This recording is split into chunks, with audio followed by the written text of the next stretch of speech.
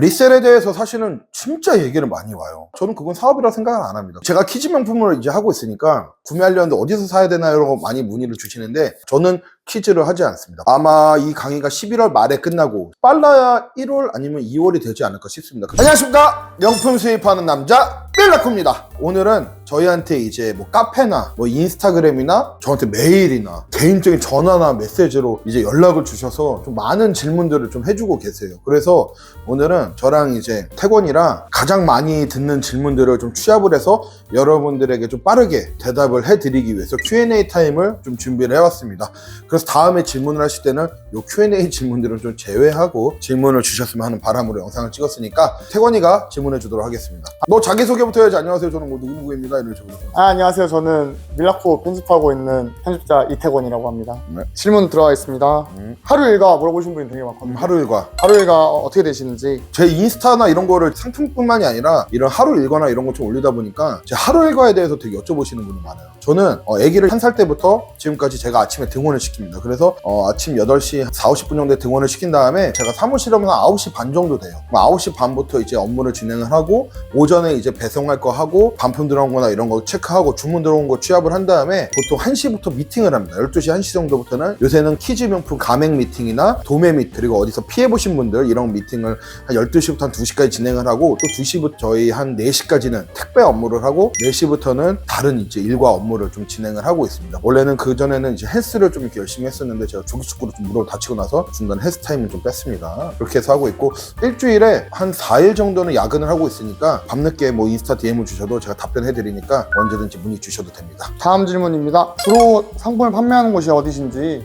저는 일단은 입점은 다 돼 있습니다. 뭐 피레이, 발란, 머스티, 트렌비, 뭐 리본즈, 골디, 요새 뭐 사기치고 빠진 모노그램 뭐 이런데 다 입점이 돼 있었거든요. 뭐 롯데온 뭐 이런데 막 쿠팡, 위메프 다 입점돼 있었는데 사실은 입점은 다 돼 있지만 나한테 맞는 플랫폼이 있어요. 그래가지고 저는 그 플랫폼에 항상 좀 주력을 하는 편입니다. 그래서 플랫폼 MD들이랑도 좀 소통을 많이 하면서 하고 있는데 요새는 괜찮게 저희가 소통을 하고 있는 곳이 머스트잇이랑 리본즈 이 정도인 것 같습니다. 다음 질문입니다. 취급하는 상품 어떻게 되시는지. 원래는 제가 여러 가지 브랜드를 정말 많이 했어요. 그 전에를 보시면은 저희는 뭐 발렌시아가, 오프화이트나 베트몽부터 해가지고 뭐 베르사체, 뭐 생로랑 정말 많은 걸 수입을 해야 하는데 저희가 요새는 고가의 상품들을 좀 많이 하다 보니까 돈이 그렇게 여유가 없어서 저희가 완전 잔바리 브랜드 아미나 메종 키친의 꼼대 같은 잔바리부터 아예 하이엔드 몽클레어 패딩이나 스톤아일랜드 아우터류 정도만 이렇게 취급을 하고 있고 그 다음에 아예 차라리 에르메스 하이엔드와 잔바리 이렇게 좀 나눠서 좀 하고 있고 중간이 없게 진행을 하고 있습니다.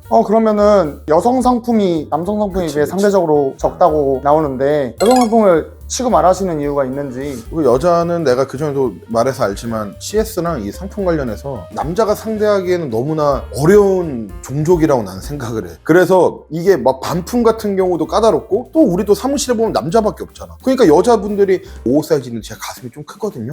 그럼 이걸 55를 입어야 되고 66을 입어야 되고 막 이런 식으로 내가 가슴이 없는데 어떻게 응대를 해. 자기가 자기 신체를 보고도 가늠을 못하는데 전화 한 통으로 내가 그 사람을 어떻게 상대를 하냐고. 근데 여기서 웃긴 게 내가 55를 추천하잖아? 그러면은 판매자님이 55 추천해가지고 55 사는데 안 맞잖아요. 이거 저 못 물어요. 막 이런 식인 게 많아. 그러다 보니까 나는 내가 잘 응대할 수 있는 성별을 선택하다 보니까 남성 위주로 하게 됐고 여성 상품들은 이제 신발류 정도나 패딩 정도만 이렇게 딱 취급하지 다른 거는 좀 어렵더라고. 그래서 남성들 위주로만 좀 하고 있습니다. 그러면은 어떤 상품이 가장 많이 판매되는지. 요새는 저희는 이제 몽클레어가 주력이니까 몽클레어 패딩들 주력으로 나가고 있고 두 번째가 스톤아일랜드 아우터류 스톤아일랜드 아우터류가 좀 주력으로 나가고 있고 그 다음으로 나가는 게 이제 아미. 저희는 아미는 진짜 많이 수입을 해오기도 하지만 진짜 많이 잘 파는 것 같아요 저희가. 그리고 그 다음으로 좀 많이 나가는 게 키친의 맨투맨류 정도가 요새 시즌에 좀 많이 나가고 있고 보통 그래서 내가 수입해오는 거는 항상 재고 없이 털려고 하다 보니까 좀 그런 상품이 많이 나가고 그리고 또 셀린느나 디올 이런 상품들도 좀 꾸준히 판매가 좀 이루어지고 있는 상품이기도 합니다. 그러면은 상품을 수입해오는 경로는 어떤 쪽으로 하시는지. 우리는 뭐 전량 우리가 해외에서 갖고 오지. 그래서 직접 저희가 해외 현지 거래처 부티크라고 하는 곳에서 물건을 받아도 오고 또 몽클레어나 에르메스 같은 경우는 해외 정식 매장을 통해서 제대로 된 신고를 하고 적법한 절차를 거쳐서 물건을 수입해서 저희가 유통을 하고 있습니다. 아마 저희한테 물건을 한 번이라도 받아보신 대부분 수강생 대표님들이나 거래처 대표님들은 저희가 물건을 어떤 식으로 유통을 하시는지 다 아실 겁니다. 그럼 이건 좀 다른 질문인데요. 해외에서 수입을 해오는 거면 어느 정도 영어에 대한 관련 지식이 있어야 될 것 같은데 그거는 수입해하는 거랑 상관이 없는지. 일단은 영어는 사실은 그 거래처랑 만나서 미팅을 하거나 이랬을 때는 조금 영어 어느 정도가 필요하지만 일반적으로 걔네들이랑 주고받는 메신저로는 신이 만든 최고의 어플 중에 하나는 파파고라고 생각하거든. 그래서 파파고를 통해서 빠르게 쓰곤 하지. 근데 웬만한 글은 보고 바로 직독직해는 되지. 근데 타이핑이 늦을 뿐이라 내가 파파고를 좀 쓰는 거고. 근데 영어는 그래도 어느 정도 기본적으로 하는 게 좀 좋긴 한 것 같아. 왜냐면 긴급하거나 이랬을 때는 바로 전화해야 되거든. 그래서 그래도 영어를 어느 정도 하면 좀 좋지 않을까? 안 하는 것보단. 다음 질문입니다. 명품 리셀, 요즘에 얘기가 많은데 명품 리셀에 대해서 하시는 입장에서는 어떻게 생각하시는지.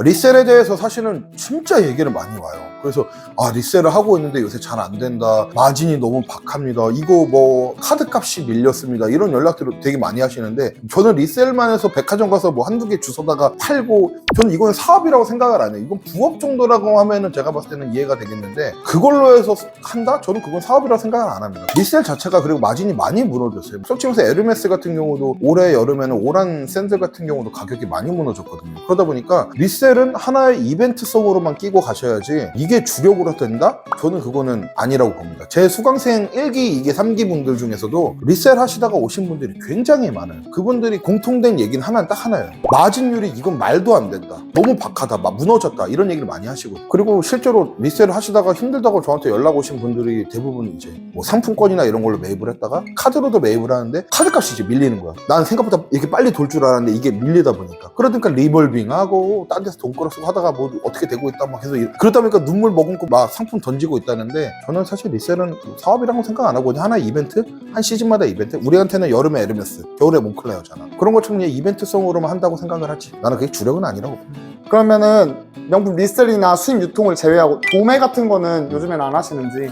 도매는 너 알잖아. 내가 그 대였던 거. 그래가지고 좀 짜증나서 좀 안 했는데 근데 요새 또 하도 많이 문의가 오셔서 저한테 인스타나 거의 밀라코 유니버스 카페로 문의 주시는 분들한테는 그래도 어느 정도 공급을 해드리려고 하고 있습니다. 그리고 저희가 해외 구매 대행 서비스를 오픈을 해서 이 구매 대행이라고 하니까 주문 들어오면 해외에서 주문하시는 줄 아는데 내가 직접 구매를 해서 대행을 해드린다는 거지 이게 뭐 주문 들어오면 깨짝깨짝 주문한다는 그런 시스템은 아닙니다. 그래서 그거를 좀 해드리려고 하고 있습니다. 대신에 물론 수강생 지금 대표님들이랑은 그 수수료율에 대해서 차등은 주겠죠. 그래서 요새는 도매 가능성을 그래도 어느 정도 열어주려고 하고 있습니다. 그러면은 퀴즈 명품 사업 가맹 요즘에 어떻게 되는지 진행 상황 정도 알 수 있을까요? 퀴즈 명품은 이제 1호 가맹점이 일산에 오픈을 합니다. 그래서 정확하게 이제 시기와 장소와 뭐 이런 것들은 제가 유튜브 따로 이제 올릴 텐데 일단 1호점이 일산에 오픈을 합니다. 그래서 12월 5일날 인테리어가 끝나고 아마 다음 주 정도에 초도 물량 발주를 준비를 하고 있습니다. 그래서 계속 가맹점 대표님을 좀 트레이닝 시키고 있는 과정이고요. 물건이나 가격 같은 경우는 그 대표님한테 미리 계속 보여드리고 있는데 흡족해 하시죠. 그래서 그렇게 진행을 하고 있습니다. 그리고 지금 현재 2호점 부지를 계속 알아보고 있고